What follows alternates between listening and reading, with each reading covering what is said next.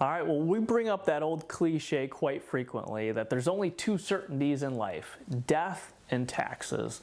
And here at Centennial Wealth Advisory, we like to think of many different ways that we can reduce your tax liability. And in fact, there's a bunch of different ways to reduce your tax liability while still saving for retirement. So let's go over those today, okay? So the first one is maximizing your contributions to your 401k. Okay, so for the year 2023, your max 401k contribution is $22,500. Okay, so if you can afford to max that out, and let's say that you're in the 24% tax bracket, you're going to reduce your tax bill by about $5,400 by maxing that out. But let's say there's even another option. So you got the 401k going for you. Well, why not add an IRA? Okay, so if in the year 2023, the max IRA contribution is $6,500. Okay, so if you can max that out as well, you're going to reduce your tax liability by about $1,560 a year. So there's two great ways that you can save for retirement and reduce once you're paying Uncle Sam. Another option that I've found for a lot of clients is, maybe one client is working and the spouse is maybe a stay-at-home spouse and thinks they don't have the ability to contribute to a retirement account. Well, that's just not the case, okay? So you could open up what's called a spousal IRA. And that's for those spouses that they don't have earned income. Okay, and by doing that, you increase the max that you can contribute to an IRA from $6,500 a year up to, you just multiply by 2, so $13,000 a year. So that's even more savings that you can get by continuing to invest for your retirement. Now, another option that you have is by doing what's called a Roth conversion. Okay, so the Roth conversion, typically when you're in your working years, you're going to have a little bit higher income. Okay, so you might want to avoid doing those Roth conversions.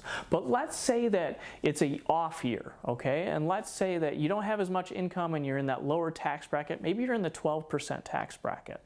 That would be a great time to get Uncle Sam out of your pocket and do those Roth conversions to maximize that 12% tax bracket. Now, that is not really saving you money on taxes, right? But it could be, okay? Because where are tax rates going from here?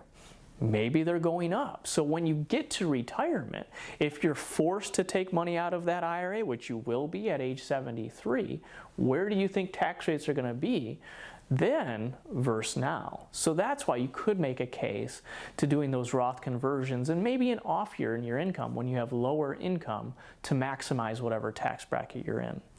Also, another great example of maximizing those Roth conversions is, I had a recent couple where they were both going to have pensions in retirement plus Social Security. So they had a unique situation where their income in retirement was actually going to be more than while they were working. Okay, it was a great situation for them.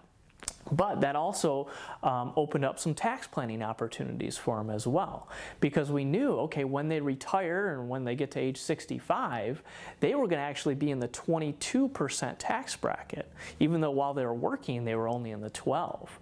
So it made the most sense to right now maximize that 22% tax bracket by doing those Roth conversions, knowing that when they retire and when they're both on Social Security and on their pensions, that they're going to be in that 22% tax bracket anyway. And again, where do we think that 22% tax bracket is going to be in the future? Well, who knows, but most likely it'll probably be up higher, right? It'll probably be back to the 25%. But again, that's not set in stone. So there's multiple different ways that you can go about saving for retirement, but also reducing your tax obligation. So don't forget, options are, well, max out that 401k contribution, max out your IRA contribution, maybe do a spousal IRA contribution if you can, and consider those Roth conversions if you have some wiggle room in that tax bracket.